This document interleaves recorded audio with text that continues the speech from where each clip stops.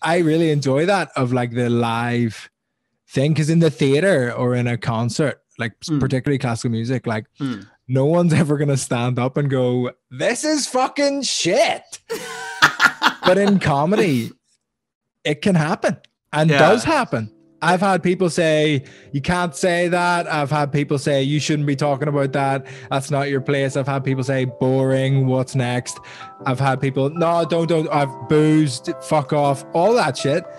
And that's what's exciting. That's what makes it. You cool. welcome the hecklers. Mate, bring it on, you little cunts. Hello and welcome back to another episode of Finnterviews. I'm your host Connor Finn, and this is a podcast where I chat to the most Finteresting people I know. On the show this week, I was delighted to sit down for a hilarious chat with the brilliant Vittorio Angelone.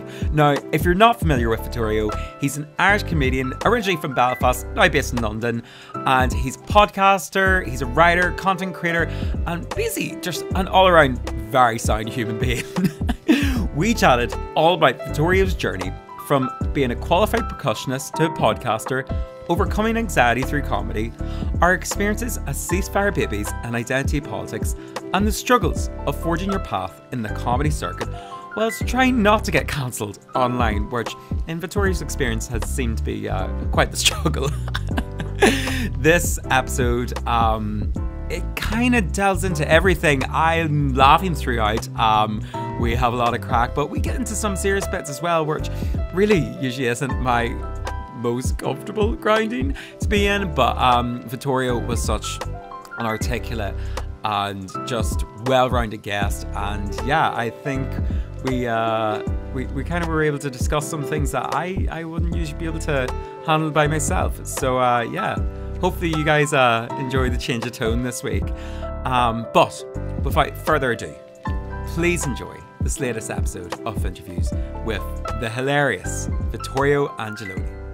Well, welcome back to another episode of Finnterviews. On the show this week, I'm delighted to welcome on the brilliant Vittorio Angelone. How's it going? It's good, mate. How are you? I'm not gonna lie, I was shitting it again there just before I said your name. even though we had like a full discussion about like, oh, just making sure I've got like your name right, don't want to embarrass myself. I could like inhale a breath. Like I'm so used to it though, because like, look, doing comedy, there's always a host bringing you onto the stage, and I'm not at that Ramesh Ranganathan level where everyone knows how to pronounce his name. I'm at that bringing on stage and people going, Valentino Anaglono. Napoleon Margarita, yeah. They just get really blunt about it. They're like, whatever. Yeah. This fucking guy, who cares? Well, now we've got that out of the way. Jesus, yeah, that's the only hurdle. I don't get to say your name for the rest of the podcast. Yeah, that's it. We're done. No, thank you so much for coming on. We were just discussing about everything about being cancelled and everything else. Just catching up. I mean, we're about 8 days into New Year, and already it's been a pleasure. Like, God, you're back in London. Yeah. I'm down in Dublin, so we're really, fucking over this whole Brexit situation. One Zoom at a time. But I didn't expect this. We're killing it. But here, that Farage. Yeah, he's actually like my number one listener, little do you know. Like, big up Nigel. But for people that maybe don't know about yourself, Vittorio, like, rude, honestly, like. I know. Hi. Where have you been? Yeah, maybe tell the audience or whoever's listening, tell Nigel Farage a little bit about yourself, where you're from, and your background. Yeah, I'll let you do the honors because I'm not going to butcher and be like, I heard this is what you do.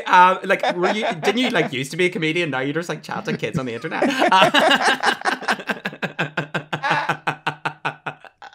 Chatting kids on the internet. Oh, Jesus. I'm so sorry. Former comedian, now paedophile, Vittorio Angelone. It's not. I thought it usually worked the other way around. Isn't it tragedy plus timing is comedy? I don't know of any former pedo comedians, but maybe we'll find out. Anyway, who am I? I'm Vittorio. It's very nice to meet you. I am a comedian. I am a podcaster. I am a former classical musician. I am an all-around bastard, according to a lot of people on Twitter. But I'm from Belfast. I'm half Italian. That's why I'm called Vittorio. If anyone is from West Belfast, ask your parents if they ever went to Victor's Cafe and got an ice cream. That was my family's ice cream shop. Apart from that, yeah, comedian, podcaster. I write stuff sometimes, but I write poems. Anyone want to read a poem? And now, of course, internet pedophile. Thank you. Yeah. Well, I mean, you have to like really tick off all the boxes here. Is it like 100%. this whole like new like retrain, like rebrand yourself, whole kind of thing? I'm retraining as a nonce. See, that's what I'm trying to retrain myself out of, because like I was trying to ride that train for ages, and like apparently it's just there's no money in it, man. Honestly. There's no money in nonsense. There was in the 80s. Those nonsense were fucking minted. Oh, they knew what was happening. Oh no, but like as you said there, like I mean, comedians, like stand up, like I would probably know you best from. It's funny, when I first kind of reached out to you, I actually first seen you when you were live, did a show in Limelight, and then from kind of since then, I was just kind of keeping up with like, like I think actually you're talking about getting shouted at as well on Instagram, but that was funny enough how like I kind of got reintroduced into my life, because didn't you do the podcast? I did do the podcast, and it came up on like my Instagram or Twitter like just randomly, like, and I was just like, that's hardly the same lad. Yeah, and then I was like, that went mad, the podcast. So like, for those of you that haven't seen it, it's basically if Arlene Foster had a podcast, what would it sound like? And I posted on Twitter, and it's like I do with everything, but one of them, like, they all did really well, and I was really happy with them, and it's like a character that I've done a few times since. But number one, people kept asking me if it was real, and I was like, the character is called William Hates the Gays. Like, how dare you ask me if this is real? Like, what do you think's happening? I thought that was an Italian name. William Hates the Gays, see? But what the weirdest thing happened, my mum was on a conference call for work, and some guy was like, oh, my sons were watching this video yesterday and they were laughing their heads off. And she was like, right, what was it? And he was like, well, I went over and said, what's that? And they go, it's called the Prodcast. And I was like, what? That's so mad. So it went around all mad WhatsApp groups and all. So I think that was episode 4 of it. They're just little short sketches. Yeah, the Prodcast. That's so mad that you saw me at the Limelight. That was like a year or 2 into me doing comedy, maybe just a year. Yeah. It was my first run of gigs back in Belfast, and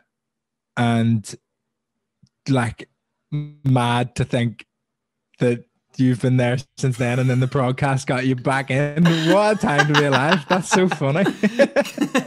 Yeah, maybe I'm just a fucking stalker, and I'm like, yeah, like I was actually there like right your very first show, like yeah, I'm just like really underplaying it.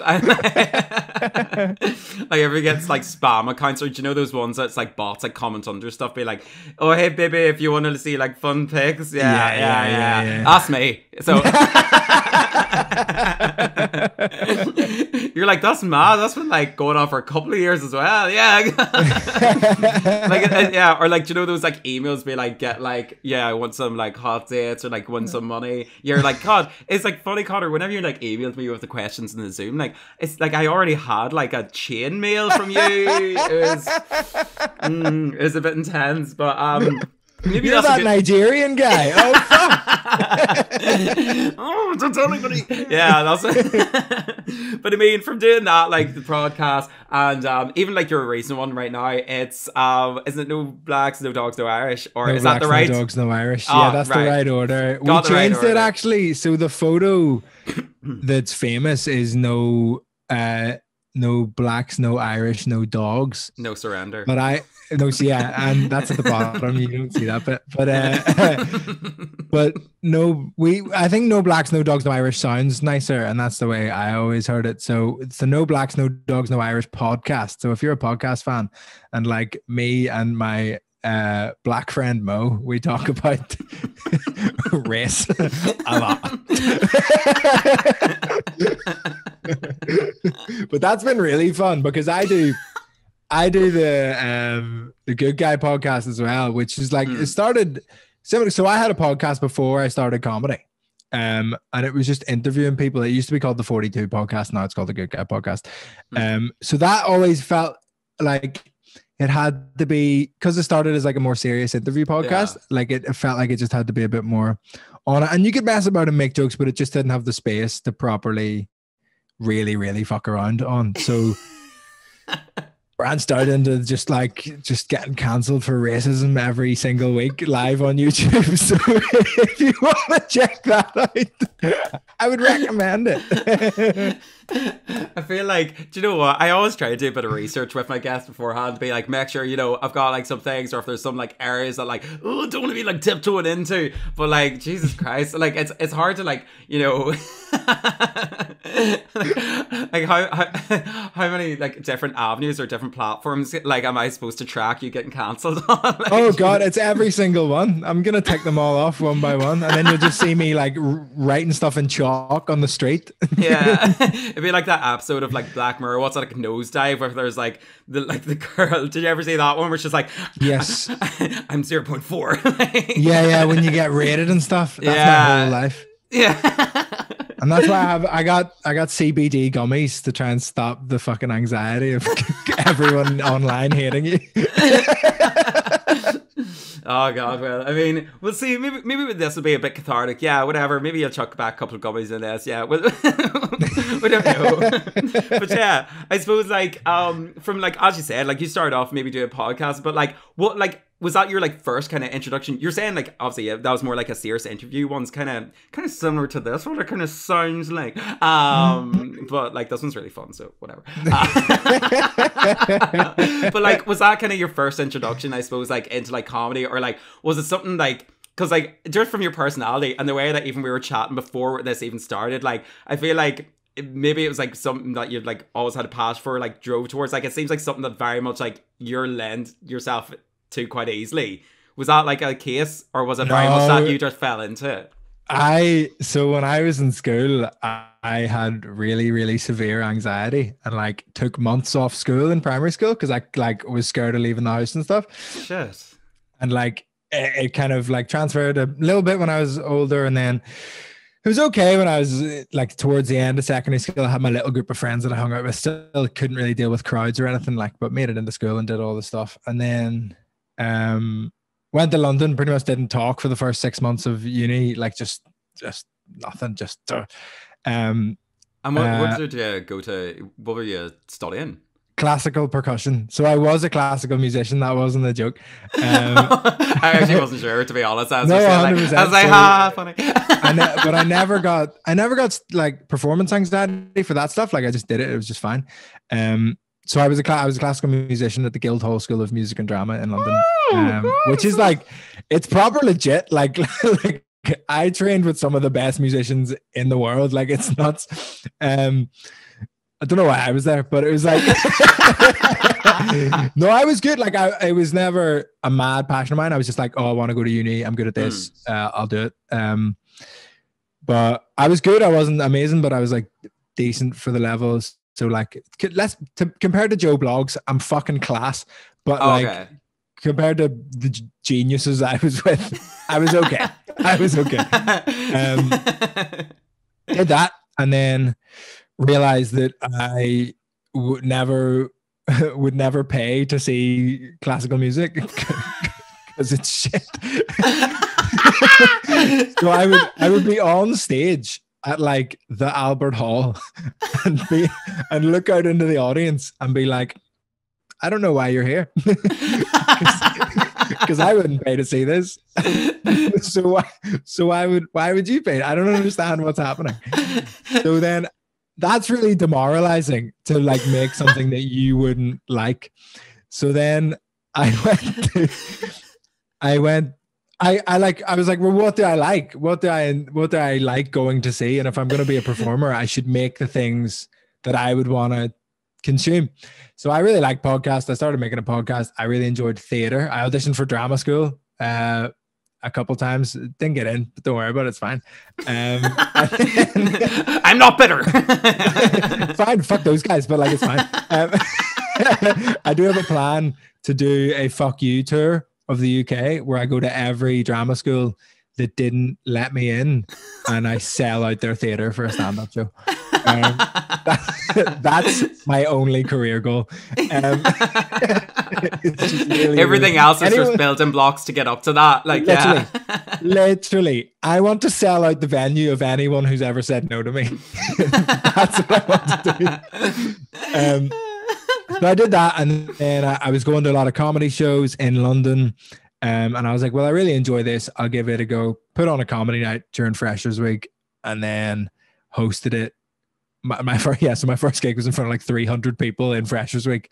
And I was just like, didn't have any material. It was just calling people dickheads. Like, that was the whole But like, thing. at least at the end of each joke, you get to do the but-um-bumch. Like, do you know what I mean? Oh, you dickhead. Transferable skills, do you know what I mean? That's what I appreciate about it. Sorry, but I did that. And then for a year, that was all I did. I just hosted comedy nights at the uni. Didn't write any material, just got up on stage and just talked, just saw what happened. I was like, oh, I'll just talk and it'll be funny and it'll be fine. And then, so a year after that, I did my first like open mic 5-minute set. And then it's been a couple of years since then. And yeah, you probably caught me somewhere in the middle of that at Limelight. But that's how I got into comedy. It was like I was a performer already and he kind of didn't like what I was doing. And then liked comedy and just thought, well, I think that's a good motto for any artist or like content person is like, make stuff that you would want to watch or listen to. That's how I ended up doing what I'm doing, and it's the best shit. I mean, stand-up comedy is so good. It's so sick. And do you know what's class? You don't have to bring anything, because I was a percussionist and you just have to carry so much stuff. But with stand-up comedy, you just show up and someone gives you a microphone and you go, okay, ready to go. People are like, would you not do music in your comedy? No, thank you. That's what I'm trying to get away from. God, guys. Yeah. Like, lads, you're very much not getting like the theme of this. It's like, I'm trying to just make this as easy for myself as possible. Like, you know, give up whatever fucking was holding you down back there. Jesus. No, but like, sure, aren't you like trained? Like, sure, that's like a real benefit. Fuck off. Yeah, I'm fuming. But yeah, like, I suppose that was like one of the things. Like, I had no idea that you did like all the, you know, that's London, like obviously like the music stuff like that. But yeah, that's funny that like, obviously that's like how you got started into it, was either to say you're like, oh, I probably wouldn't like pay to watch myself perform. So you're like, well, let's just start like going to see you and chat and shit. Like, but did you like not have like anything prepared, or like would you like just go up there and be like, well, what's happening? It's your boy from Belfast. I would just get up and go, what? Like beforehand, I'd be like, I'll talk about this a bit. I'll talk and like vaguely, like, but would always forget and then just do crowd work. And I think that's how I ended up like the comedian that I am. And someone said that to me recently. I was gigging with a comedian called Alfie Brown, who's fucking amazing, by the way. He has an album on Spotify that everyone should listen to. So I was talking to him and I was like, oh yeah, so I emceed and just basically did crowd work for the first year. And he was like, oh, that's why you're like how you're like. And I was like, what? You can take that whatever way you want. He was like, it's a good thing. It's a good thing. But I understand why you're who you are. But that's like, I really enjoy that of like the live thing, because in the theater or in a concert, like particularly classical music, like no one's ever gonna stand up and go, "This is fucking shit." But in comedy, it can happen and does happen. I've had people say, "You can't say that." I've had people say, "You shouldn't be talking about that. That's not your place." I've had people say, "Boring. What's next?" I've had people, "No, don't. I've boozed. Fuck off." All that shit. And that's what's exciting. That's what makes it. You cool. welcome the hecklers. Mate, bring it on, you little cunts. See, that gives me, like, the way that you're saying is like, oh, you know, like, surely that kind of confrontation live in front of the crowd, I would think if somebody, you know, as you said, growing up, like, had like severe like anxiety and stuff like this, surely that's what you, and like it's the fucking weird. Like, that's like baptism by fire, but it's baptism by fucking like drunk, like hecklers are just hurling abuse. I don't know what it's not even like circumstantial, it's so personal to you as well. Like it's targeted to fuck. I don't even know like why, because it doesn't make any sense that someone that was so anxious just like is fine. And like, I think the thing is that because I've been having anxiety attacks since I was like 9, I know how to deal with them. So like I'm on top of it 99% of the time. So it's like, I'm pretty much always having an anxiety attack. So like people get anxious before going on stage. And I'm like, I've been like that since I got out of bed. So it's no biggie. I just get on and it's like, but what's weird is actually the moment I grab the microphone, it's like all goes away. And people are like, would you not, like, because my girlfriend wants to go on holiday and stuff. And like, it's so weird, but like, I'm only relaxed when I'm like doing the thing. Like on stage is when it all just like zones in and I'm just like, whew, and you're just there. And it's like, that's the only time I'm not having an anxiety attack. That's mad. And the only way you discovered that was from, you know, going down one career path and being like, fuck this. Like, if classical music was good, I never would have found out.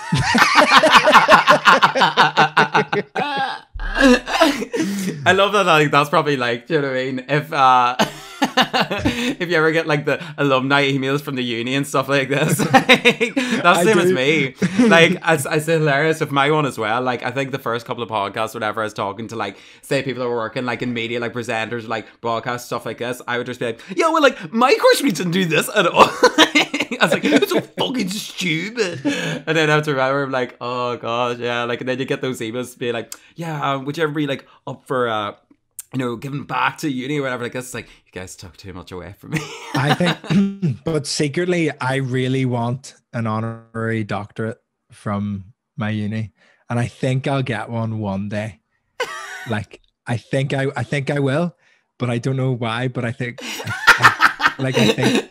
I don't know. No, but then what's weird is, the Guildhall where I went is a music college, like a really top music college, but also a really top drama school. Yeah. So I auditioned there for drama and got to the final round and didn't get in after I'd finished the music course. So they're on my list of theaters to sell out on my fuck you tour. So I'm gonna, but what I really want to do that tour. I just want to show up to all these places and go, oh, wow, oh, do you think you were better than me? Did you? Oh, that's a shame.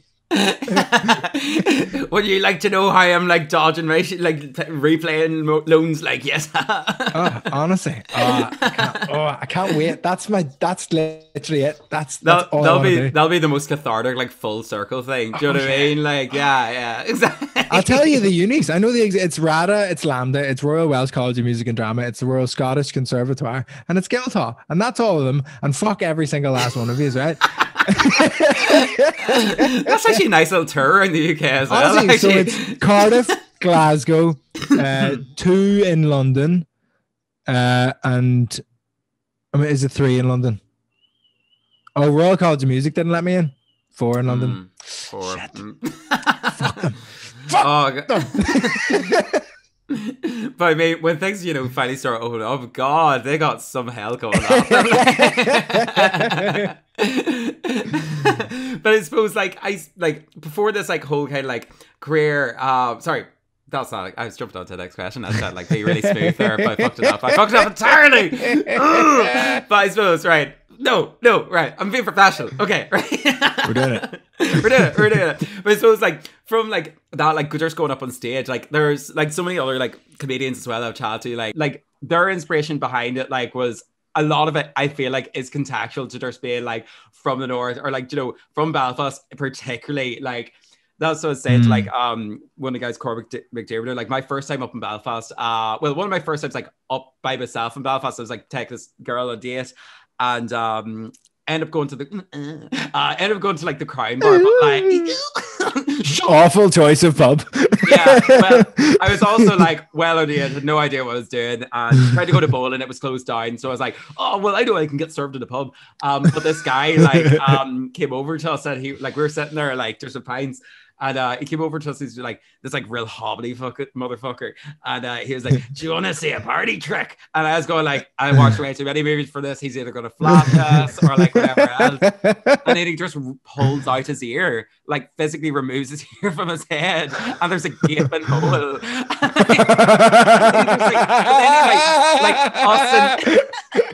That's so Belfast. Do you want to see a party trick? Here's my actual brain. And then he drops it and he like scurries away, and we like nag our pints and run out. But I was like, but I kind of put it down to, do you know what I mean? Like, I feel like I'm kind of asking like, what, like, is there any inspiration about your comedy? Or like, I feel like being just like from Belfast in itself is inspiration enough. Like, unless there's anything or anyone influence you in particular, but from my experience from chatting ones, I feel like just growing up in that kind of environment where that's normalized. Yeah. I feel like that's enough, you know, fucking content for a lifetime. Well, I think what's weird is I don't feel particularly like a Belfast comedian. Yeah. Like I'm not in that circle because I started in London and 99% of my gigs have been in London. And I love gigging back home, but when I do gig back home, I have to kind of adjust everything, like all my material and stuff. I have to like rejig it so it's from the point of view of like when I'm over there. Yeah. Whereas in London, it's like I'm this and I'm here. Like I fit it. Like it's weird because like on a lineup of comedians, like everyone has their little slot that they fit into, and like it's like those little kids like shape games, like the circle, the square, like all that shit. It's like everyone has, and the audience needs that. And I hate that the audience needs that. It really frustrates me. And I've spoken to other comedians about this. Like they need to know who you are within 5 seconds. They need to know where you're coming from, what your thing is, what like who you are basically.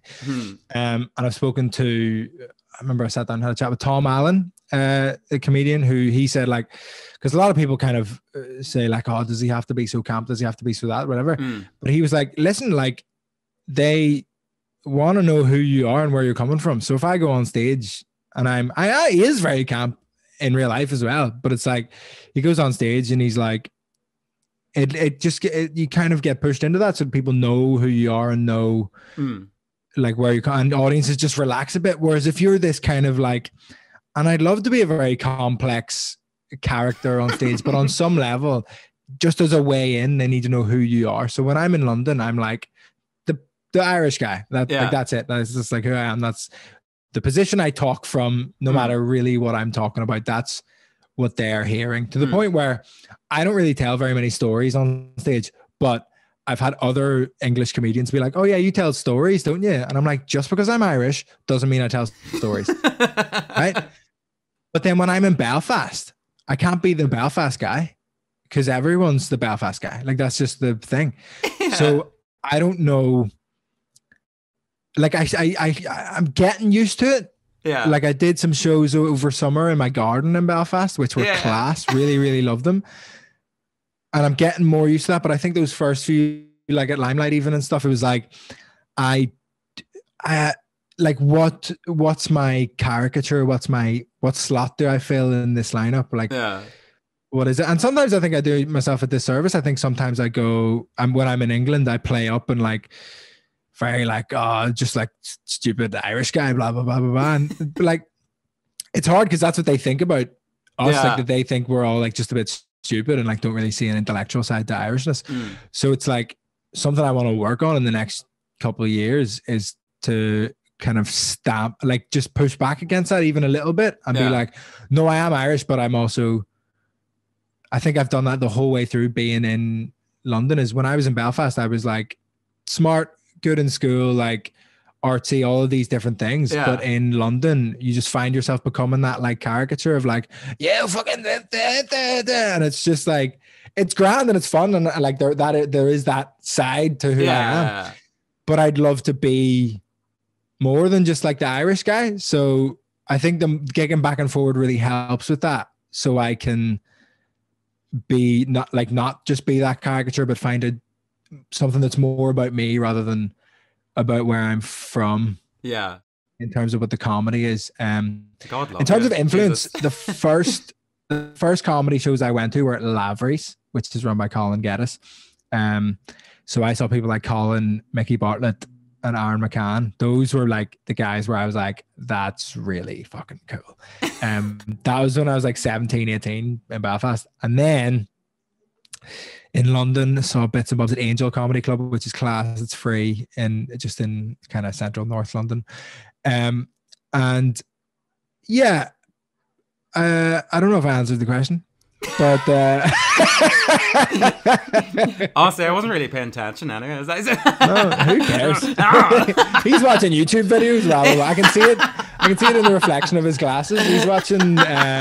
He's watching Limmy's show. I've got like one more episode of Bridgerton here. I'll be back if it's only like 45 minutes. You can entertain yourself. No, you absolutely did. But that was like kind of what I was wondering about, like, because I feel like so many times like people like that is their go-to. It's from where they're from is a big part of their personality, and I suppose that is like whenever you're trying to stand out, I suppose when everybody else is being like they're from Belfast, obviously, like, and then going over to London, it's you can play it on a different note. Sure, Jesus Christ, God love everybody that's come on to my thing, because I reference back to Armagh. I finally did it in the podcast. But like every single time, like it's like some like blind patriotism that I have for it. But I feel like that's all, like, I'm known as the Spike Kid and I'm known as like representing the Orchard County, and that's what I'm running with. It is weird, right? Because it's like there's this whole talk about like identity politics and stuff. And obviously like we are defined by the groups that we're part of and where we're from to a degree. That's never going to change. But it is like, on a level, it's trying to fit in, but on a level, it's also trying to stand out. So like when I was in Belfast, I was like very much the Italian kid because I'm half Italian. But then when I'm in London, like barely anyone talks about the fact that I'm Italian, because the more different thing is my accent, and the more different thing is like the Irish parts of me. And obviously I'm culturally more Irish than I am Italian. Like I never grew up in Italy. I don't speak Italian. Like my grandparents are Italian and my dad's kind of Italian, but it's like, it's not. No, honestly, I believe you. It's I am right. I am Italian. Yeah. But it's interesting, like what sets you apart, because you're like, if you're in Belfast or if you're in Dublin, you're like the Armagh guy. So it's like different, but it's probably different from when you've been in Belfast. You were probably the Armagh guy, but then in Dublin, are you like the Nordy guy more generally than specifically Armagh? Yeah, I would say so. Yeah, definitely. Yeah, that would probably be like, and again, it's just something I rely on because it's hilarious. I feel like it's, it's the same as whenever you go over to London. I feel like there's like like we were bringing up some of our friends over when the lockdown like lifted over summer a bit. It's like, yeah, well, do you know what? Like some of these ones are from like the West, like Mayo and Sligo and stuff. Be like, well, yeah, well, like maybe like go up to like Belfast for a night or have like this, like just like get some drinks. And their parents before going up and being like, yeah, maybe just like don't be talking too much there. Like they're like literally expecting that is like funny. Still. But then you kind of have to be like, it's hilarious, but then at the same time when you're talking about like, oh, would you grew up around and be like, what, did you not have bottom skirts? That's weird. Yeah. But we're from a funny little generation, because like, how old are you? I'm actually 16. no. I was just waiting for the, oh shit, sorry, I have to log off now. Yeah. no, I'm 22. Like, so like I'm very much on that, like, the like late 90s. Yeah. But I'm 24, so it's like we didn't really have the direct, like, we're kind of ceasefire babies. Yeah. Like, do you know what I mean? So like we're born in and around 98. So we don't have the real experience of the really fucking mad times, but we have little bits and bobs just from childhood that fade into the background because our parents don't really talk about it that much. They're just like, it just becomes very much, we have a really weird experience of the dying embers of the Troubles, because it's like, it was there, but we didn't know what it was. It was just like... Everybody's just really annoyed about it. Yeah. But yeah, you're just kind of, you become blissfully kind of like aware of like what things were kind of like, so you're like, yeah, that's my personality, right? That's like definitely like what like happened to me. It's like, no, you're like literally the most caution childhood. Like. Yeah, it's like I'm from fucking Belfast. You fucking it's like, mate, you're so middle class. It's unbelievable. Oh god, yeah. But like, I suppose that's it. Like wherever, like that's what I was like interested in. Like I wonder where even inflation kind of pulled from. But that's hilarious. That I suppose everybody, it doesn't matter where you go, you kind of have to lean on some kind of trope. And, you know, sometimes we'll be known for personalities. Honestly, I just want to be my own little special snowflake. Well, tough titty, share my podcast. But I suppose this is one of my this kind of questions I was going to kind of bring up before, because enough of my identity politics. Jeez, I can't sustain that conversation for too long. I'm not articulate enough for that, so I'm going to steer very much clear of that. But like before this kind of career, I suppose in like comedy, in like stand-up, like, and even like, you know, putting out things online, content creation. Maybe tell us about some like the character build jobs that you had like growing up that maybe like informed the person you are. Like, I don't know if you like had a like made like random like part-time jobs that like maybe like humanizes you in a sense. Yeah, I'd say Belfast. Yeah, you kind of get character like building's a nice way to say like toxic workplace environment. But I've had a couple. When I was my first job when I was 16, I worked in the cafe of a kids' play center. Where I would so it was in like a fucking warehouse, and it was just like a mad like climbing frames and like ball pits and soft play areas, and then there was a cafe for the parents to sit at. So I was just making coffees and all that shit, but I would steal 6 slush puppies a day. So every single shift I was just buzzed and I like with like red teeth, just like, what do you mean? What do you mean there's not enough slush puppy left? Just twitching.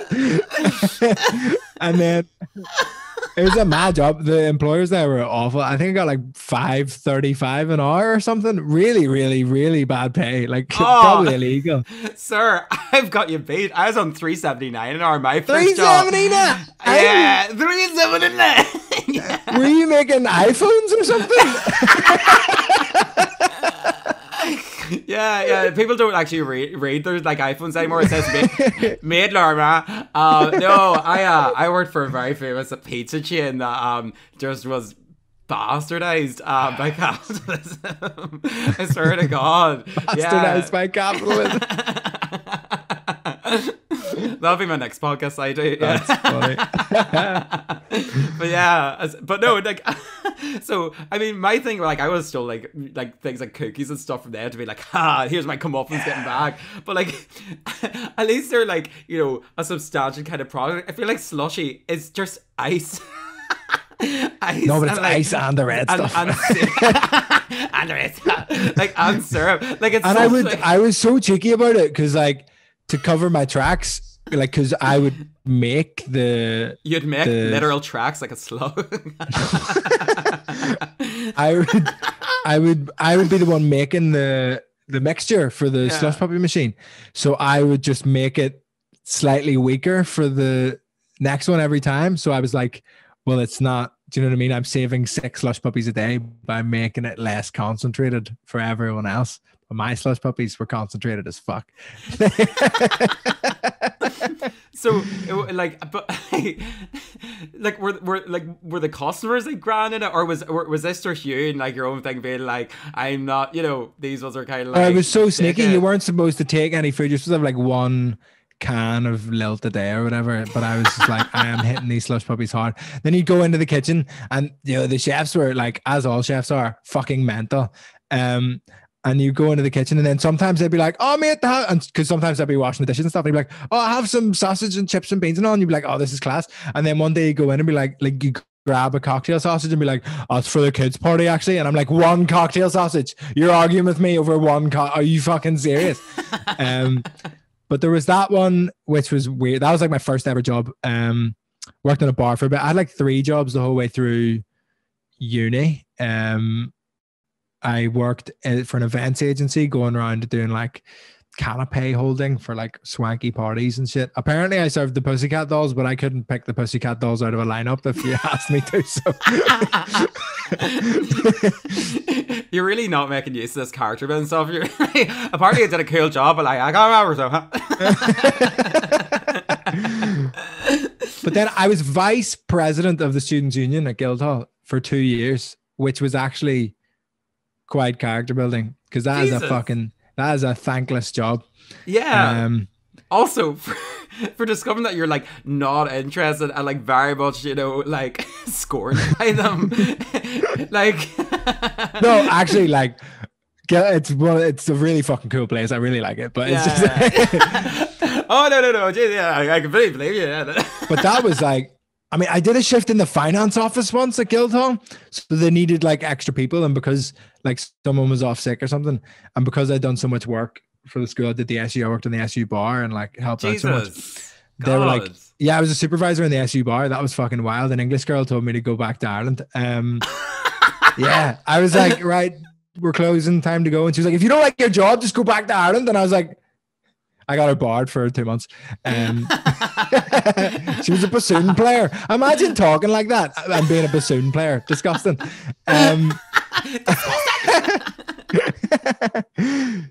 But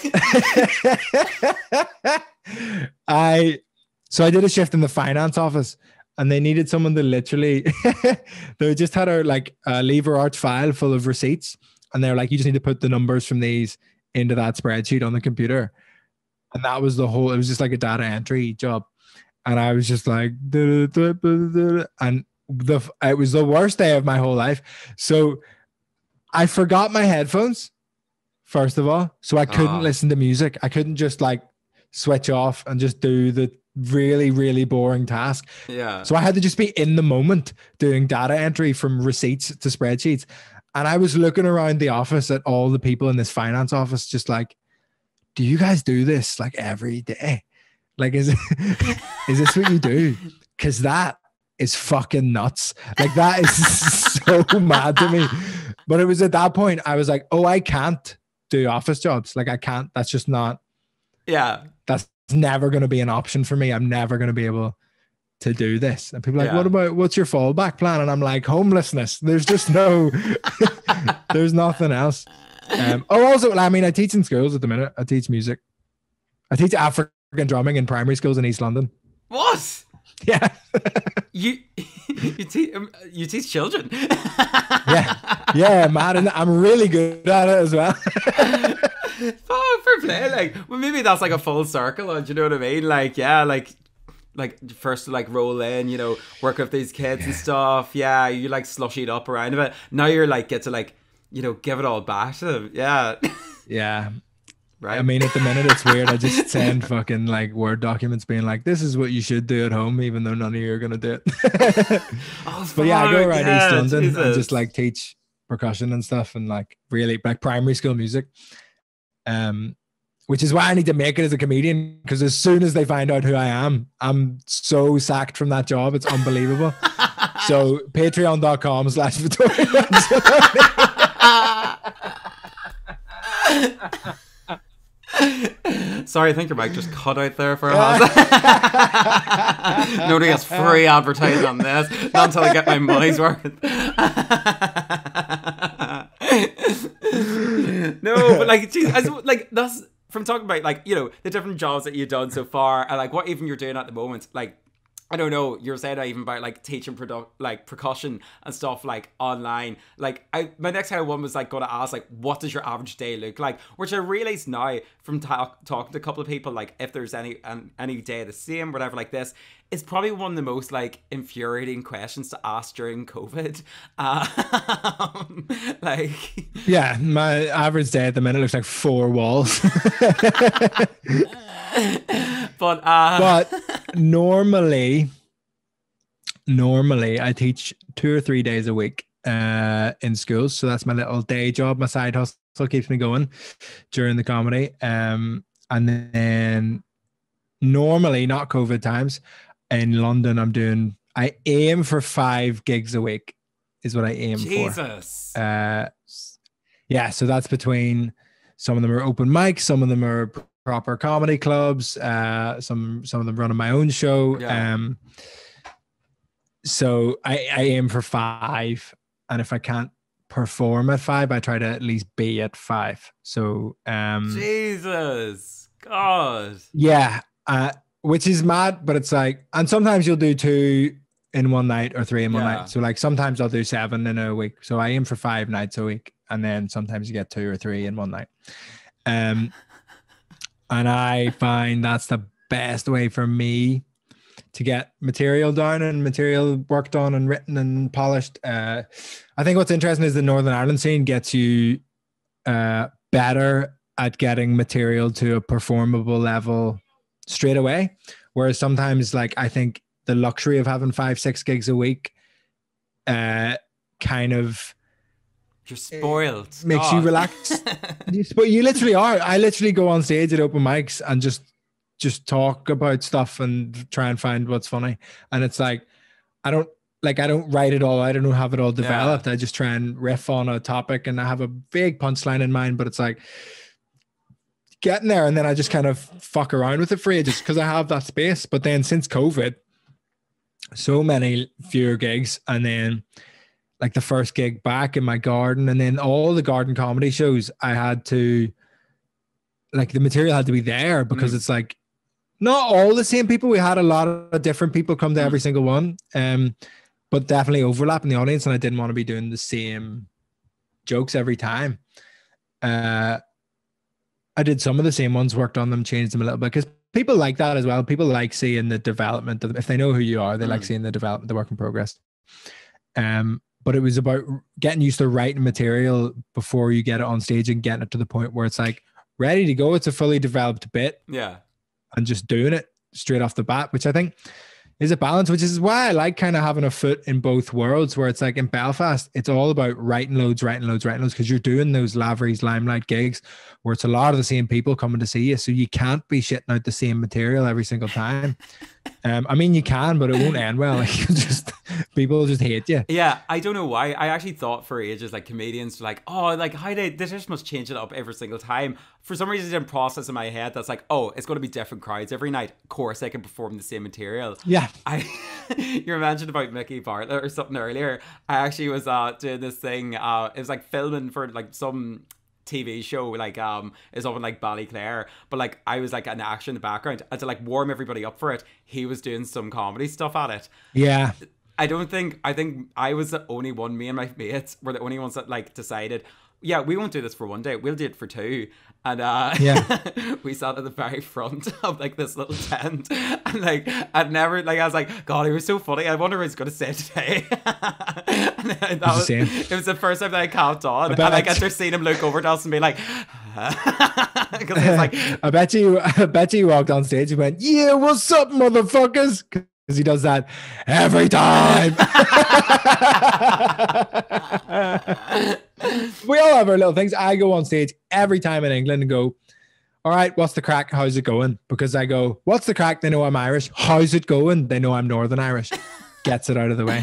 That's literally, it's so clinical, but it's like, what's the crack? How's it going? And then they're like, da-da, da-da, cool, know who you are. Yeah, and then you get on to flying. Yeah, but no, like, even you get on to the real stuff. Yeah, like the really good nitty gritty. But yeah, like you were kind of mentioned about like in like the garden, like comedy things and stuff like that. Like, and again, I seen you kind of were doing some shows. Like, it was like, it seemed really, was it like a drive-in kind of comedy or something like this? Yeah, like, I did a drive-in show. What? Like, wouldn't recommend. So the garden comedy show is one of the things I'm most proud of for my whole entire life. It was so, because I'm obsessed with like making memorable experiences for people. I think that's the coolest shit ever, especially in a very dark time. So it's like everyone was fucked for ages and like really bored and really like struggling and having a really shit time.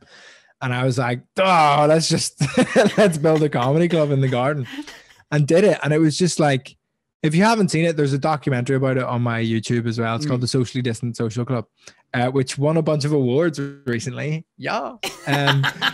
But it's like, was just such a mad experience, and everyone was so into it. I had no idea whether it was going to work, but it was so special. And everyone was like, would you not live stream it? Would you not this, you know, that? And I'm like, no, it's for the people who are there. It's an isolated, singular experience for everyone who's there to enjoy it together and like have a good time. And then it's special and it's individual, and it's like, it's stuff like that. And then I did like an online quiz on Christmas Day, and I was like, well, who the fuck else is doing that? And then we had loads of people raise loads of money, and it's like a really specific moment in time that doesn't ever happen again. And this is where like, it's not about like, I don't want to like have the biggest fucking garden comedy show in the world or like the biggest online quiz or whatever. It's like, no, it's a specific moment where I thought, I think I can serve this purpose and create this moment for people to enjoy. And then you do it, and it's class. It's so good to like have those little moments where like no one's gonna forget that. No one's gonna forget the garden comedy. I mean, I don't think anyone who was there is gonna forget it, because it was so cool, and it was so like, it felt like such a little secret. We did 7 of them, and like all different people came, and they were all like piling into my garden. It was just, this feels like when people talk about Woodstock. Literally, I am Je suis Woodstock. But the drive-in comedy show. So I haven't done any Zoom comedy gigs. Oh, thank God. Because they seem awful. Yeah. I hosted the East Belfast GAA Awards on Zoom. That felt different. I don't know why. It just did. And then the other one, so the drive-in comedy thing, like that's a story. I really like stories. Like a Zoom comedy show, no one cares when you tell them about it. They're like, oh, that's weird. End of interest. Yeah. But if I'm like, yeah, we performed at Cars, they're like, what the fuck do you mean you performed Cars? And it's a memory, and I made a video about it, and it was like fun. Yeah. And it was like an experience and a memory and like a story to tell. So like, I'm always up for shit like that. Like, I think that's where I draw the line a bit with all this like pandemic stuff, where I'm like, I don't want to do Zoom stand-up comedy shows, because it's like, who cares in a year's time if I tell them that I did that? Absolutely no one.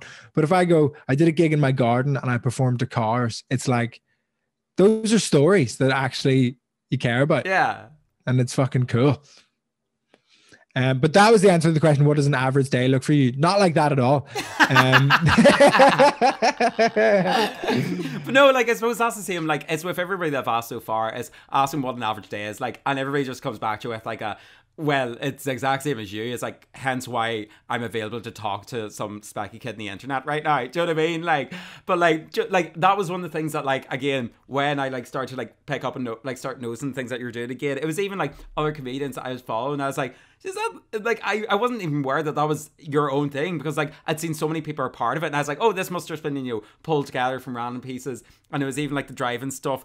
Like, I just seen like somebody, like, I think it was like Alison Spittle or something like this, like spud around. Yeah, like she headlined that gig. Yeah, she like spud around like camera, or like everybody was just laughing at like the state of like these cars driving up, and like you guys stand out the cold, and I was being like, how's this lad get like around all this shit? Like, do you know what I mean? It's like when everybody else is like, you know, being like, oh frig, oh, can't do this, can't do that. Like, it takes, I think, just that kind of personality, or like that kind of perseverance to be like, as you said. Oh God, yeah.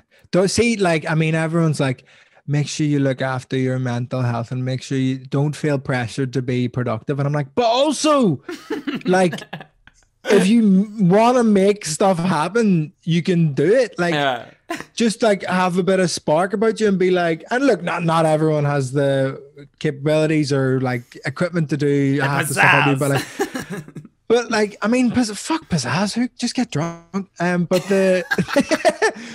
But they like the equipment stuff. People are always like, oh, I'll do it when I have this. Like, you don't even have a fucking laptop charger and you have a podcast. That's so mad. But it's like, I only got a microphone like a month ago. But this is the thing. It's like, just start doing something within the realms of what you can do. Yeah. I shot a short film with my girlfriend in Cumbria on a phone with a tripod, and we had like a decent light. I've heard that one before. Yeah. But it's really, and people are like, what did you use to film this? And I'm like, an iPhone 8 and a decent light, but like nothing like, if you don't count like the phone you have anyway, so just don't count that as expensive. The total expense of the equipment used to film that short film was 40 quid.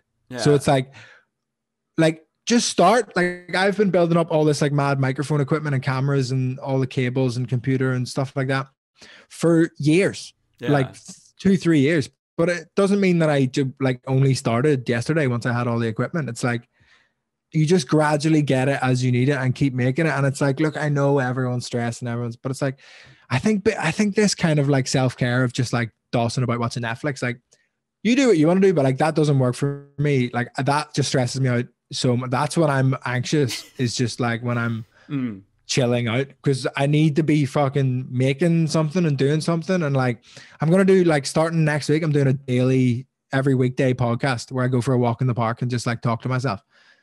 Like, that's going to be, because I'm just like, that seems fun. And I feel like people will want to go for a walk in the park. So I'll do that. And then they can put on the podcast of me walking in the park when they're walking in the park. And it's just like, oh, it might be shit. So, like, I don't care. Like, so it might be shit, but as long as it's fun to make for me, I don't care if no one listens. Like, I don't care at all. Like, it's just fun. Just do shit. Fuck everyone else. Sorry, that got so aggressive, and I turned into Gary V there for a second. I was really fucking angry. I was like, I don't know how to drag this back now. Question number 6. Nobody refers to the questions. That's the beauty of it. Nobody's supposed to know that these are all pre-planned. Oh shit! Sorry, those are pre-planned question. Connor, were you about to ask me, have there been any major standout moments that came from your career so far that you never imagined could happen? It just felt like that was where the conversation was naturally heading. That's right. Yeah, that's where I kind of felt like it was kind of go from there. Do you know what I mean? Like, from well, I suppose that kind of leads it on. Although legitimately, I think we did that. That's what I was about to say. That's what I was about to say. Yeah. Do you know what I mean? But like, that's funny. Yeah. It's almost like I have these planned out that they may like kind of work. Like some look at you specky bastard. I know, fucking my like toes hanging onto a cable on a charger here to make sure that doesn't cut out again. Like, Jesus Christ. Yeah, God, I can't be really chucking around too many comments. That's so funny. But I suppose, from like major things like that, like as you said, like you find yourself having to like keep busy, and like even like coming on doing this, like do you know what I mean? Like, it's like I think that's like what, like, it's people like yourself that are like have like get up and go, being like, frick this, I'm just like gonna get it done, whatever, like that kind of inspires me. But like maybe going around away from that inspiration, from all like the lovely dovey stuff that you've done, have there been any like horror stories that you found from working in this kind of like arena of comedy, and especially like maybe, as you said, like being that Irish guy in London? Like, I don't know if like there's different like things that like happened there, but like I imagine like have you had like a worse hackle that you've been like, Jesus Christ, like, why am I doing this? Yeah, I had a really, really bad gig in the gap between lockdowns there, which was fucking, so basically I deliberately have tried to start doing gigs on the black comedy circuit, which sounds like I made it up, but it is an actual thing. So because 10, 20 years ago, and even probably more recently than that, like, black comedians were kind of kept out of the industry. Like, they couldn't get as many spots at comedy clubs. They couldn't get on TV. There was like only one allowed per weekend at a club or whatever. And so they had to like, there was a lot of black comedians who just had nowhere to do their thing. Yeah. So they had to build their own comedy circuit, which is very separate to the mainstream comedy circuit, and fucking amazing. Like, and they're a really good example of, because people think that just since the internet, you can take your career into your own hands because you have access to everyone.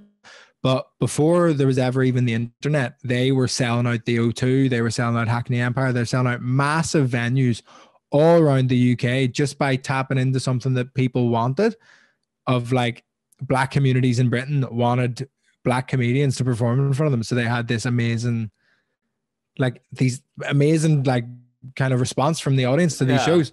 So I've deliberately tried to start doing them because I think that's one of the coolest things about London is that it's so diverse that you have all this like different cultures and races and all this stuff to talk about. And at white shows, people get very stressed when I start talking about race and stuff, which I do a lot in my set because I think like this is an interesting thing that you said earlier about coming from Northern Ireland, which I think applies, where it's like we come from like a divided place, famously. Like that's the thing. It's a very divided country. And the solution that we found is to talk about it constantly. There's constantly making jokes about Catholics do this, Protestants do that. It's like constantly spoken about to the point where like some people are sick of it, and like you get kind of sick of that kind of like, and no harm, like they're all class, but like I think some people get tired of like the blame game and stuff. But that is just a symptom of just like talking about the issues and the stuff that actually makes the society tick constantly.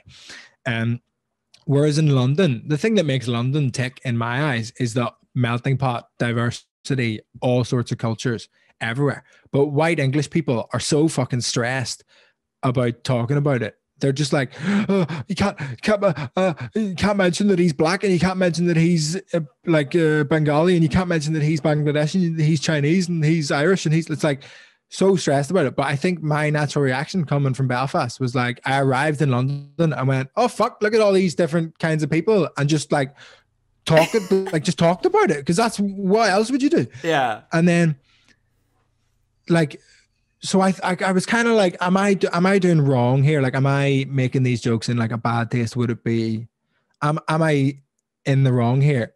Because what I often found is when I'm talking about race in my set is that if there are, like, say if I'm like making jokes that reference black people, if there are black people in the audience, they'll laugh, and all the white people will get stressed and like look to see if it's okay to laugh. And it's the funniest fucking thing ever, because I always call it out. I'm always like, hey, stop it.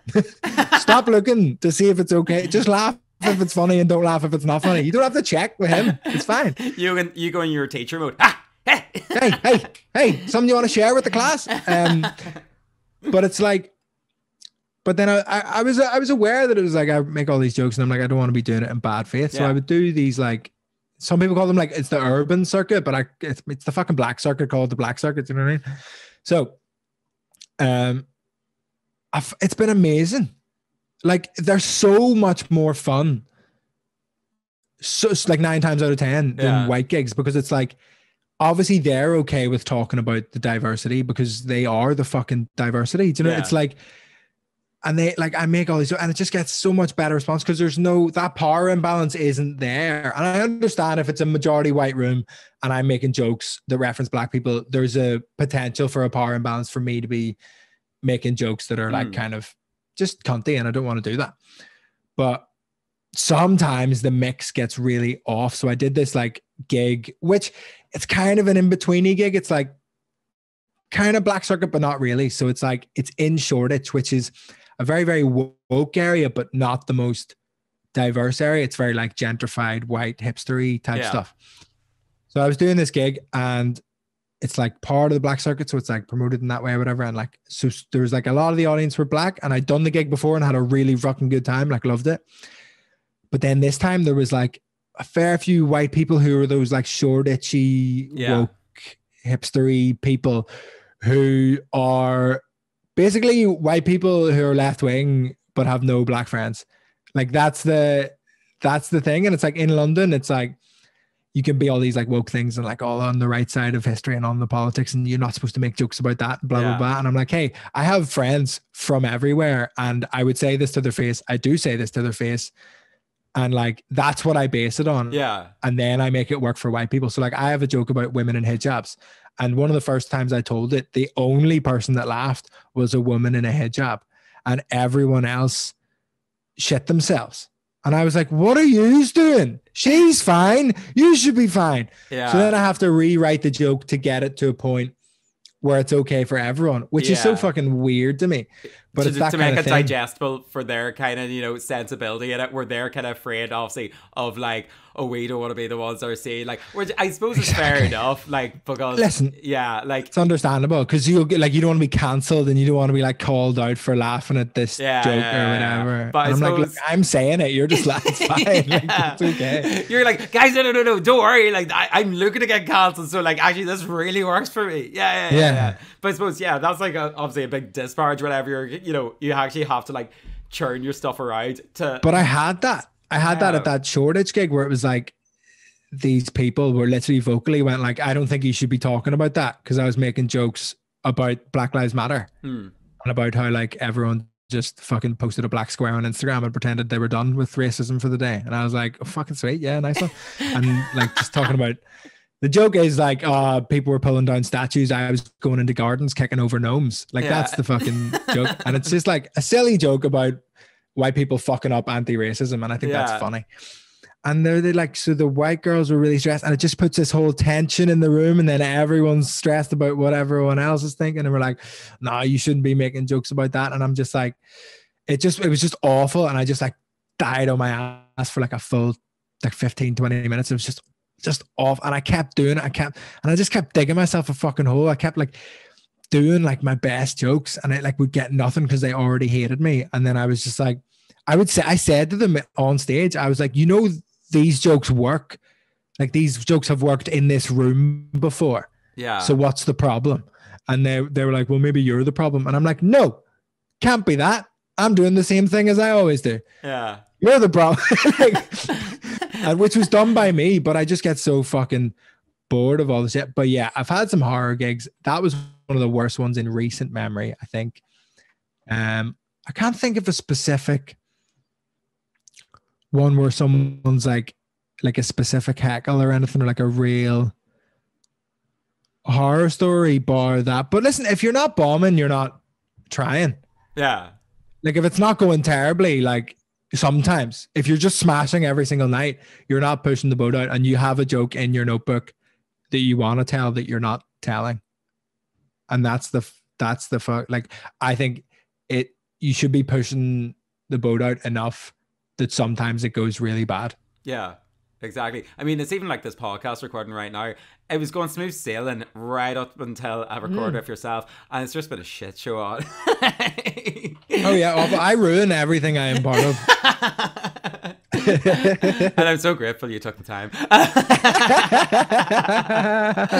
No, but like, I suppose, like it's the same as with anything. It's like there's the good comes with the bad and whatever like this. But I'm always, you know, curious about, you know, not trying to like, as you said, like come off like 2-1 note, I suppose, with ones, and I actually do want like interest, like, because it seems like a lot with people that are in this kind of entertainment scene and these comedy scenes, you know that there's some, you know, backlash that comes from it, but from a lot of, you know, what you view, you're like, that just looks like some amount of crack, you know, whatever, like this stuff. So that's it's really hard. Like I joke about all that cancel stuff, and like but it's really like, and I won't fucking get myself cancelled again, but I did a podcast clip about something that happened in Belfast. And it's just my thoughts on it. And it wasn't what most people were saying about it at the time. I was just like, no, I actually disagree with what people are saying about this. So I put on a podcast and I put out a clip on Twitter. And then a guy who was at one of the garden comedy shows, so has been in my house, like drank from my tap, like all those fucking things, like been looked after at my house by my parents. And we like knew each other. Like he was a friend of a friend from school who'd come to the show. And I was like, oh, whatever. Thanks for coming. And he like retweets the clip and goes, this Belfast comedian is being called out for X, Y, and Z. Rightly, absolutely disgraceful. And I was like, I fucking know you. Yeah. Like you've been in my heart. I'm not this Belfast comedian. I'm like, I'm Vittorio. And what are you achieving from this? Like all you retweeting that does is get more people angry at me. Whereas I had people message me, and like friends of mine and family members go, oh, I disagree because this, and this. And I go, oh, okay, I hadn't thought of it that way. Let's have a back and forth. And then we both came to like an agreement on like what we thought about what was going on, or maybe we didn't, maybe we just disagreed, but that's fine as well. Yeah. But it's this fucking thing. And I was really, really freaking out when this happened. I was like really, really upset, and I had to go to a gig, and I walked in and people were like, how's it going? I was like, I'm so fucking I can't fucking do this. And it was like, it's so like, it's really, really horrible. Like, I think people forget that, like, and in a nice way, you say like, oh, it all just looks like a bunch of crack, but it's really fucking stressful sometimes. And like, you have to remember that it's like the people online doing like the funny shit or whatever. Like, it is just, they are people at the end of the day. And it's like, just because you say they're wrong doesn't mean they fucking disappear. Like, if you disagree, fucking talk to the person and be like, I think this is wrong because of X, Y, and Z.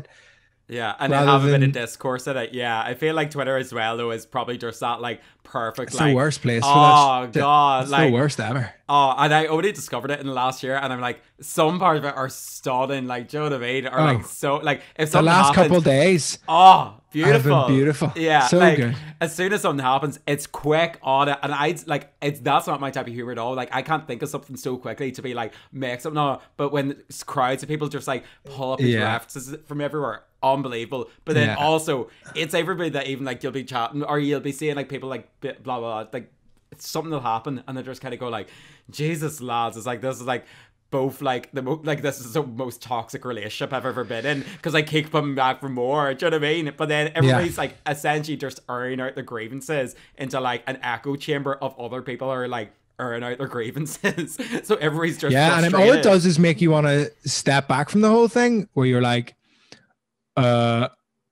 it's weird shit happens. Like when I like say I share something that's like serious, like a petition that I think people should sign, then I'll have people reply with jokes I've made in the past being like, oh, I thought this was you. And I'm like, yeah, that's a joke. And this is a serious thing that I want you to, and all it does is make me just want to not get involved in anything serious. I just want to just crack jokes all the time. And look, on some level, I think that's the better way to do it. But I would like to be able to like have the occasional cause where I'm like, yo, I think you should, like, because I have a vague platform, like a small one, but hopefully it'll grow. And it's like, I'd love to be able to go, oh, hey, this is this thing I care about. Everyone should get involved and support this thing. Yeah. And but then even when you do the right thing, people go, yeah, but last week, and you're like, what? I thought I was. What? Why didn't you reply that when I did the first thing? Why'd you wait? Why'd you screenshot it and wait till now? What's happening? I mean, it's been so weird. catch 22. Yeah, so guys, I'm trying my best, but like honestly, like it just says I'm coming back to, you know, like yeah. So yeah, I think what people want is for you to either never be serious or always be serious. And they don't want anything in between. Whereas I'd quite like to be able to do, and people disagree with it. Other comedians are like, there's no way you're going to be able to forge that for yourself. I'm like, I want to be able to write poems, plays, scripts, all sorts of pieces of writing. But I also want to say the most insane jokes and most ridiculous shit ever and completely take the piss at the same time. And it's that thing that we were talking about earlier where it's like, I don't want to just be one thing, because that seems really boring to me for the rest of my life if I just have to make jokes about everything all the time. Like, I love making jokes, but I don't want to be like bound to making jokes forever. Like, I want to have the option of having sharing a fucking petition once in a while. Do you know what I mean? But it is hard. Like, that's the stress for me, and that's what I'm getting used to. Is like, as my platform grows,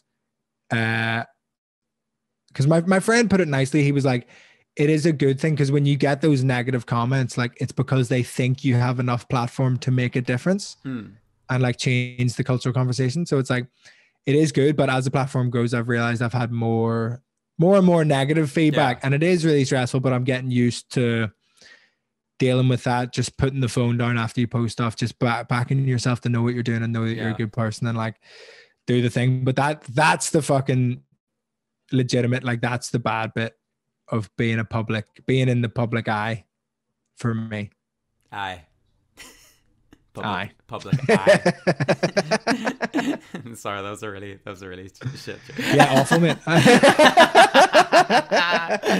But funny enough, that might lend me very easily into the last question. Oh, so smooth transition. Yeah, bring it on home. But I suppose like you're saying there, like you like, you know, you want to be like known for, you want to be known for being entertained, having the crack, but also being taken seriously. I think that's what it kind of boils down to. So like that's kind of like, is that kind of what like the future holds? Like, is there like a 5-year plan or any big goals that you want to achieve that you haven't yet? Or is it very much to like obviously keep building on, doing what you're kind of doing, but like just get to that like sustainable point where it's like, guys, we can like get this bit of discourse. Did I cut out? I think or you cut out for a little bit, but I have the question in front of me as well, so it's okay. But it's like I think the thing is like that I would like is to just be a bit nuanced and different, like, and like not bound to anything, not bound to just doing serious stuff and not bound to just doing fun. Me at a club, like I'm not going to get up there and like read you a poem about mental health. Like that's not going to, like I'll get up and do jokes and the aim is to be funny in that environment, but I'd like to be able to like, I'm writing a pretty serious play at the minute. I write poems every so often, and that's like, that's the fun shit for me, where it's like, so it's I can build this of people through the comedy that wouldn't normally be exposed to the other stuff. So like when I post a poem on my Instagram and some guy I know who's a fucking electrician in East Belfast comments like, this is fucking class, mate. I'm like, he's never liked a poem in his entire life, ever. But because I'm a comedian and because I've gained his trust by being funny and taking the piss for long enough that he's come to this poem and gone, oh, I normally like what Vittorio posts. I'll read this poem about mental health. And it's like, I think that's the cool thing, because I think these people who are just poets and just spoken word artists and just like activists or whatever, it's like everyone who follows you already agrees with you. Yeah. So what I would like to do is kind of meld that a bit. So I have like the people who follow me for that serious stuff, who have some more risk-taking comedy and darker comedy that they maybe wouldn't be exposed to otherwise. And then on the other side, I have these hardcore comedy fans who just like taking the piss all the time. And then I can have like more serious conversations and make a bit more of a difference on that side of it as well. And I think that's the only way to actually change anything, because everyone's just in their little echo chamber being like, yes, we all agree, we all agree, we all agree. And I'm just like, nah, come to me when an electrician likes your poem, dickhead. I suppose like if that's like, do you know what I mean? Like fucking what else, other kind of like big like goal could there be, like, or to be like, I'd like to progress as a human and also like have other people hopefully progress with me. I mean, like and also I'm pretty sure you've like peaked from this as well, like Finnterviews. A lot of times the guests kind of tends to go downhill, so like the goals that they set, this was on my dream board since last year. Yeah, I know, I could feel a manifestation like happening, and this is just the universe answering back. Yeah, like, but like, I mean, you had to get through those like garden, you know, whatever comedy shows, whatever you called them, I don't know, like, what was that, like outdoor gigs, yeah, like experiences. Motherfucker, this is a real experience. Oh god, and this is how I properly get cancelled. But yeah, like, is there any other, I suppose, like big things, like, do you have any like kind of like, as you said, like, feel like you like even walk through the park, like your kind of podcast, like idea like that, like, is there any other big things, or is it kind of just like hope to keep producing at that rate? Listen, I'd love to, like, and it's never been a money thing for me. It's never about that. It's not like, I don't really care about that shit. I think if you chase the money, then go get a job in finance. Like, what are you doing in the arts at all? Just like, that's silly. I'd love to be full time. I'd love to not have to do like a side hustle job or like a day job or whatever. I'd love to make that, but only because I want to spend all my time doing comedy stuff and like making things, and like I want to spend all my time doing that. So like the 5-year plan stuff, I go back and forward on whether I really want to be on TV or anything like that. Like I think I would enjoy but all it is for me is just like increasing that platform where I can have more people who are just into comedy and be like, oh, but here's this other thing, and like kind of just move about a bit and like kind of shift people in different directions. So like look, if you go on TV, you get a bit more of a platform. But I like where I'm at now, where I haven't had much like mainstream, whatever. Like I've had to build it with like giving people business cards at the end of shows and like just gradually picking up Instagram and Twitter followers for people who genuinely like what I do. And like they gradually come on board. And it's like, that's really nice because you feel like everyone who's there is like actively there. It's not like they just happen to see you on Mock the Week or whatever. Yeah. It's like they fucking found you and they were like, oh fuck, that's really good. And it's like came into your little world of fucking shit that you're making online. So it's like, I'd like that. I'd like to have more like mainstream success for money and also just like a bit more of a platform to get more people on board so I can go full time. Cause I'd love to be at that point where it's like, and look, absolute pipe dream stuff to even talk about Dave Chappelle when you're talking about like your goals. But it's not like I want to be a fucking millionaire. It's just having this fucking freedom where he and his mates just like a couple of years ago bought motorcycles and just were motorcycling across America. And then anytime they ran out of money, Dave Chappelle just booked the local theater for a show. What? Sold it out. And then they had enough money to keep biking across America. Like that's the fucking dream where you can just like do whatever you want to do. You're like, oh, I need a bit of fucking cash here. Book a show, do it, sell it out, have a great time. And like, but just that freedom to just like be super, super creative is like, I think that's what I want. Like fuck any of the, like, I mean, the panel shows look fun. I think I'd be good on them 100%. But it's like, to me, it's weird in UK stand-up that like the end goal is not stand-up. The end goal seems to be like doing these weird things. So I'm like, I'll do that because it looks fun, but I don't want that to be my career at the end of the day. Yeah. Like I want it to all come back to the stuff that I'm making and just like keep building that real core of people. And I'm sure like literally what will happen is if I ever get any like platform on TV, I'll go on. People are like, oh, he was funny on that. They'll come to my Instagram and go, oh, fuck this guy. Like, run in the other direction. But listen, I'll get a few people who'll be like, oh no, that does look interesting. Like, I think that's more cool than being like fucking just beige and just like appealing to everyone. Like I don't want to be that guy. Fair enough. Can't relate.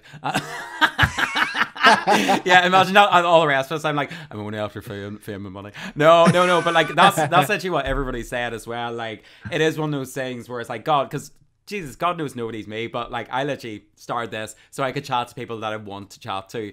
And the most sustainable thing that like I like people ask like, so where are you like looking to get from this? I'm like, I don't really know. At the end of the day, I hope to just, whatever I'm doing ever in my life, get to a stage where you're just like, you're just being able to, it's having that creative freedom to sustainably live like, a life, not particularly in poverty, but like, and still being able to have the crack and being, like having that creative freedom to do the stuff that you want to do and not having to compromise your creative or like your work just to do the stuff that you want to do. Like, do you know what I mean? Yeah, it's like there shouldn't be that like catch-22 in it where it's like, oh, you want to have fun? Well, you're going to be miserable and then you can afford to have fun. It's like, come on, like there has to be. And if you want to make it, you have to water down the version of the thing that you do. And I'm like, I just absolutely don't. It'll take longer, but I'm just not watering it down. I'll just see what happens. And look, if it all falls to bits and I'm end up like just doing like really shit gigs around the country forever,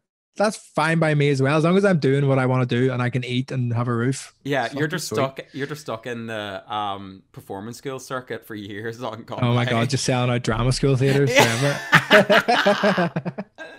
But here, Vittorio, like honestly, I didn't expect to like be chatting. I think this is the longest podcast I've recorded, to be honest. Like, oh, that's classic me. But partly because I mean, like my own like technical difficulties, whatever, like this. But like honestly, as well, I didn't expect to kind of deep dive into like further kind of conversations because again, I'm still starting out in this, and I get a little bit uncomfortable sometimes whenever I can't fully articulate a thing, or like a certain discussion or whatever like that. So I appreciate when somebody... listen back to the first episode of my podcast and it's me and a guy called Mark, and at one point he goes, do you want to phrase that like a question? And I went, oh yeah. Yeah. Do you want to maybe like make that a little bit like recordable? But no, honestly, like I like it was. I really enjoyed having this conversation with you, and honestly, I appreciate you taking out the time and just, you know, having fucking chats with. I mean, you're on your way to London to get away from all these naughty ones, and who's the first one to give you a call? Hear me, what's happening? But for everybody, you know, for everybody that's been maybe listening to this or hasn't got to know you beforehand, I hope that they get to know you a wee bit more now. And I mean, you tried to plug it in earlier, but I'll give you a proper time to plug it now. Yeah, if you have like any kind of socials, or again, I mean, like the amount of different projects, like where can people find you and where can people keep up with whatever you're doing from now into the future?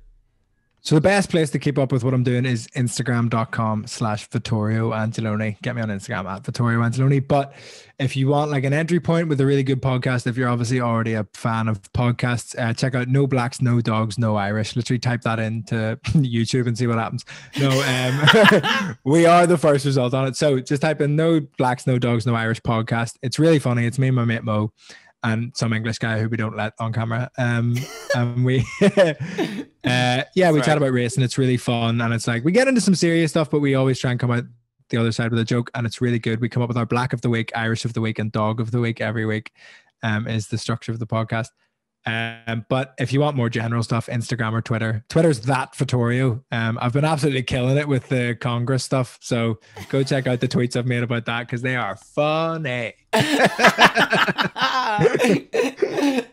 Oh my God. But yeah, no, again, just thanks so much. And honestly, just best of luck with everything in the future. Yeah, I can't wait to see where you go from here. Maybe next time I'll be saying you, it'll be back in the limelight. And maybe that was like a really shit like way to end on. But hopefully, I know. Yeah. Honestly, I can't wait to see where you go from here. Hopefully, I'll be able to actually see you live sometime next again. 100%. 100%. Exactly. Thanks so much for having me, man. No worries, sir. Well, here, have a good one. All right. See you later. Bye. Bye. Thank you so much for tuning into another episode of Finnterviews. Again, please do remember to support the podcast by giving us a like, subscribe, share, follow on whatever listening platform you're on, as well as getting in touch on socials. I'm on Facebook, Instagram, Twitter, Pornhub, I don't know. But it's basically Finnterviews, Finnterviews Pod, Finnterviews Podcast. You'll find me somewhere online if you type in Finnterviews. And yeah, let me know how I'm getting on, and you can also give me any suggestions on who you would like to hear me have on the show next. Until next time, thank you so much for tuning in again, and I'll chat to you later. Bye.